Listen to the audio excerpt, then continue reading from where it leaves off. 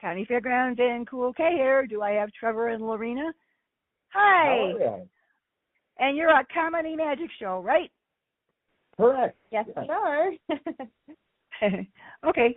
All right. Well, we always, I interview a lot of comedians and a lot of magicians, and you don't often see the two of them together at the same time. So, yeah. So how did you two get started? I always ask that question. Lorena and I met in college. Lorena was an actress, and I was doing stagecraft, learning how to do light design and build sets. Yeah, and one of our plays that we were doing, Trevor was the stagecraft guy on it, so that's where I met him. Okay, all right. Well, that's good. Well, you must have gotten together and decided that you wanted to work together at some point. Yeah, we did. Yeah, we started talking and chatting with each other, and he told me that he was a magician, and I thought he meant musician, so I didn't really I didn't really get what he meant until he brought out a deck of cards and showed me a magic trick and blew my mind. So I thought, oh, okay, magician. Yeah. Oh, okay. All right. So, what was your first act together? Do you remember? Gosh, it's so long ago. First act together. We put a show together called Abracadabra, and it was kind of a variety show. We had two other magicians that we invited in on it. We had dancers, which actually turned out to be it was a cheerleading group. Yeah, it was my at the time it was my brother's girlfriend, now wife, and my sister-in-law now. She was part of a cheerleading group, so we hired them to be part of the show. Oh, okay. All right. And where did you perform at? It was actually my old high school, way back in the day, and I was able to rent out the theater, and it was great. I think we did 3 shows there. Yeah, I think so. Yeah. Yeah, and that was our first. Yeah. All right. Well, Trevor, how did you get to be a magician? I got into it with my father. A number of years ago, we actually had accidents in the family. My nephew, unfortunately, fell into our pool when I was in grade 8.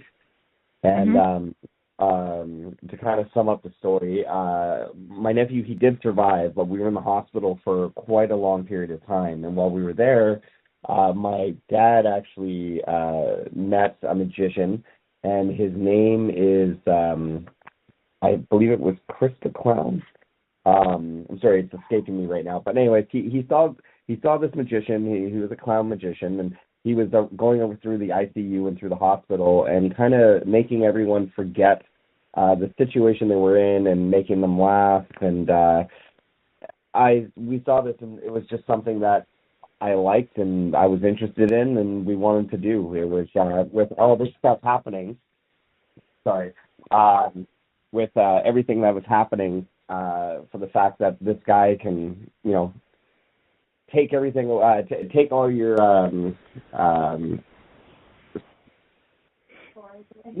sorrows away kind of thing. Sorry, it's a little bit of a touchy thing.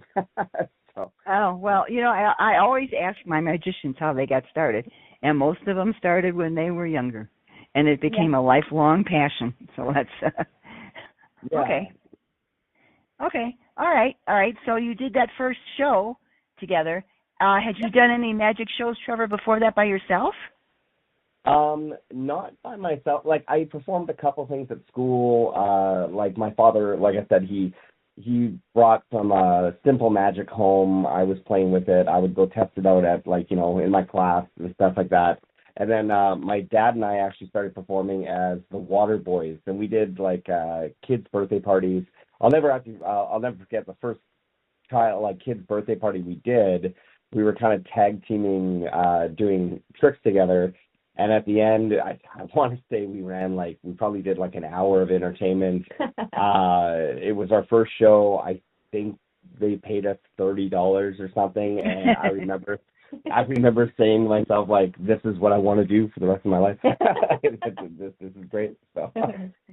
I love your magician stories. I hear all kinds of magician stories. Okay. All right. So you guys got together and you did this one show together, and then what happened? I've always been interested in entertainment and stuff like that too. Magic didn't really cross my mind. So when I met Trevor, I was in the theater program at the college we were both at, and he started asking me to be more part of his shows and things. So I did, and it was great. But then I realized that, like, hey, I went to school to be an actress. I kind of want to do a bit of the show too. So we kind of started together about making it more of a tag team, two magicians rather than just a magician and an assistant. So that's kind of where where the first show kind of took us towards. Yeah, well, and that way. And to be clear, like I said, I started performing originally with my father, and then he got more into his career, and I got started booking bigger shows. But I always wanted a partner. I saw like Penn and Teller and Siegfried and Roy, and I love the idea of having a partner to bounce ideas and magic off. And so when I found Lorena in college, everything fit. Aww. And how did your father feel about it after that? He was good. He was good. He's like, I found the girl. Bye, Dad. Yeah. Okay, so tell me some of your first shows. Where did you do them at? A lot of them were we belonged to a few of the local magic clubs in the area. So a lot of those, like, together, our first things were like stage competitions and like local competitions like that. So that's kind of how we started and where it took us. Yeah, I guess that is the first spot we would really perform. And we traveled to different competitions outside of Canada, and we'd win some awards and stuff, which was great. So that's kind of how our stage career kind of started, I guess, right, with the competitions? Pretty much, yeah. We hit throughout our career, we definitely hit the convention market pretty heavy, and we competed for a lot of different awards. And when you're younger and you got that, energy. You wanted to try to get accuracy behind your name, find different ways to try to sell yourself, and, one of the easiest ways to get an award under your belt. And we did pretty good. Yeah, and we had a lot of fun, met a lot of people, and traveled to a lot of places. So we're grateful for that. Okay, so you're from Canada. So how did you get in the United States? Well, we dug a tunnel. And, we were asked to do a show. I think it was by someone who lived out in Washington, and so we did the show. We came out and we met a guy, and so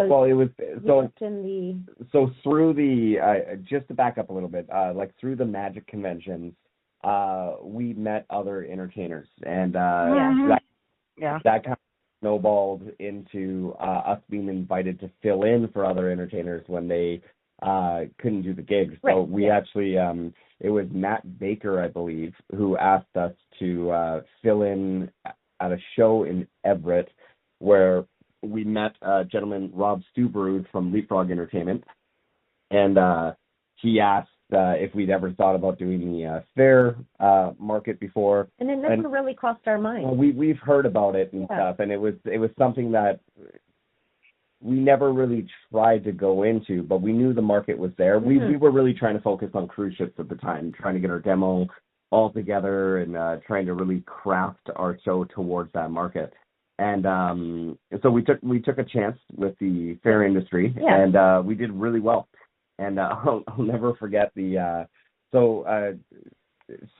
of our friends that have really helped us a lot is Louis Fox, Matt Baker, and Steve Hamilton. Steve's a pretty good. Great guys. Yeah, they're absolutely fantastic. But I remember we booked our first fair, I think it was Napa Valley. Yeah, Napa Valley. And we went down, and I was so nervous because, it was, our first contract. And so I called the stage manager for the fair, and I was like, what time can we show up? Like, could I get in early? And he was like, no, show up like 2 hours before your show. You'll be fine. And I was like, I would really like to come in earlier. I just want to make sure everything gets set up properly. Remember, it was like our very first time, like, cracking into the fair industry. Yeah. So he's like, okay, well, pull up behind the stage, let us know when you're here. And that's about it. So we pulled up, and I remember Matt, Louie, and Steve all saying that, fairs can be challenging. They get very dusty. You're outside in the elements. It's not like working in theaters, which we had done for so many other before, yeah. And I was like, okay. And he's like, so they're all just saying, just be aware, it's going to have challenges. And we showed up to this Napa Valley Fair, and I pulled the truck in through the gate, and 6 guys helped us unload the truck. They pushed all of our props on and off stage. Yeah. We were like, they wow. had all this, and I was like, I can't. These guys have been kind of scaring me about this market. Yeah. Better than most. Yeah, like, this is great. So I think I called Matt first, and I was like, have you been trying to keep us out of this market? Like, this is perfect. And I explained what was going on, and he's like, oh, okay, just wait till your next contract. And I was like, okay. So we do our next contract, and it was complete opposite. It was like 2 pieces of plywood on top of like egg carton, like is that we have to put their it depends on the fairgrounds, kid. Yeah. but I called back, and I was like, I get it now. I fully get it. But you know what though? It's really helped us kind of like see the other side of performing in different places, right? Because we come from a theater background where now we're working outside, and we have a much more appreciation to the people that do this kind of stuff, right? So and we love that we broke into the industry. Well, and it's also changed our show too, because our show is super adaptable now. Where That's good. We'd have to go into a theater, and we'd have all of our cues. We'd have certain lights here. We would need things, and now it's for fairs. The one thing we've learned is anything we need, we supply. We make it as easy as possible. Yeah, they prefer that. And by the way, I have interviewed Louie before. So. Oh. Awesome.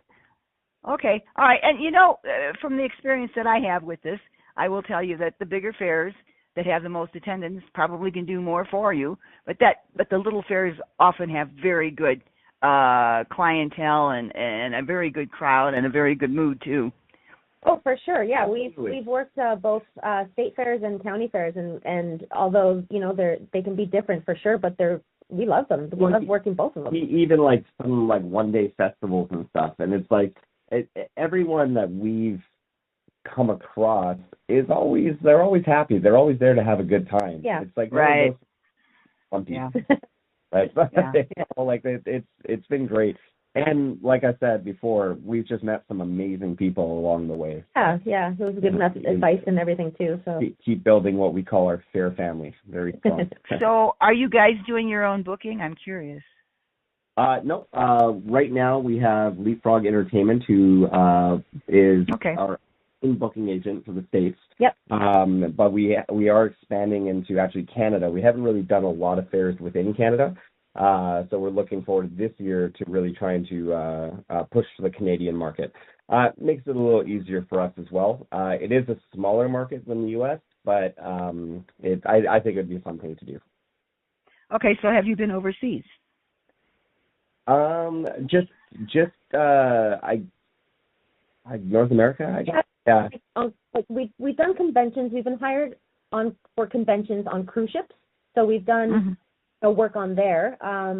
But overseas, Asia, no. In Europe, no. No, but we've performed like in Dominican Republic, in Mexico, like Honduras, but it's all been like through our travels as well. Yeah. So, but we haven't really left the North American continent. Hey, you got kids? Do you have kids? We actually have 2 beautiful chihuahuas. They are our Furbies. Oh, that's cool. Okay, so when you go to do a show, you bring everything with you pretty much by, your own stuff? Yeah, we bring most of our things. Yeah. We have a sound system. We've got our props and our costumes. And, we bring the dogs. Actually, the dogs are actually in the show, in one of our, the Trevor and Lorena Comedy Magic show, if they make an appearance. So that's fun. So, and then with my background in tech work that I learned in college throughout the years, I've really fine-tuned our equipment to be as easy as possible. So when we show up, We just need 3 channels in on your soundboard, and we set a safe level, and then that's the last the sound guy has to touch anything. He could sit back and watch the show. We'll take control from there. I have all the different controllers on me for everything we need. And, so we try to make it as simple as possible. So has anybody asked you to do a strolling act? Yeah. Yeah. We have a another character, strolling. We call ourselves Charlie and Delilah Barrel of Fun. And we stroll around the fairgrounds with a whiskey barrel that has a speaker in it. And we've got a microphone, and it plays a little bit of old-timey fashion music. Saloon music. So, and then we have like funny antics and jokes and magic, and it kind of, I have to give credit to Steve Hamilton. He's kind of the one who pushed us towards creating this character. And we love performing it because it's different than Trevor and Lorena. And I feel that we can be open to be more creative with Charlie and Delilah. Mm-hmm. It's much more character-based and more theme-based. Yeah, which is something that I've never done before. I've always just played myself. I played Trevor Waters, and getting to play someone different is fun. Yeah, and as an actress learning about this, I wanted to kind of help Trevor, kind of find that outside character rather than just Trevor Waters and have somebody else. So yeah, it's a lot of fun. We do improv, and there's photo ops, and you have a really cool sign. I have like a photo banner that I offer to all the fairs that I had hole cut out. So whenever I perform for the family, whoever, I asked if I fooled them. If I say yes, I say perfect. Can we take a picture? And I take out the banner, pop their head in it, and it says on the banner, "Fooled and Amazed at," and then I put the fair logo on the banner, and I put the fair social media on the banner. So that way, when they take that picture and they post it up on Facebook or any kind of social media, everyone who sees it knows exactly where that family had fun. Yeah. Well, that's cool. That's cool. Yeah. Let me ask you this question. I always ask this question too. There's a lot of fun involved in what you do, and have you had any bad experiences that made you regret going into this direction? That's a good. I mean, with every job, there's bad days, I guess. Your ups and downs, and not real. Honestly, like. You know what? When the weather is over, like. What is it there? Because we're Celsius, and you guys are Fahrenheit. When it's over like 110. When it's over 110. Yeah. I hear you. Yeah. Yes, that could be a problem. Yeah. Or definitely a struggle. Yeah. I guess it would be the giving up the air conditioned theater to be outside, which sometimes can be challenging. But yeah, overall though, everything's been a positive experience, and it's also kind of pushed us to see how far we can go as performers. And a learning experience and a growing experience. So. Yeah, exactly. Yeah. Okay, but you're not all magicians become comedians. So how did that happen? So we did an act.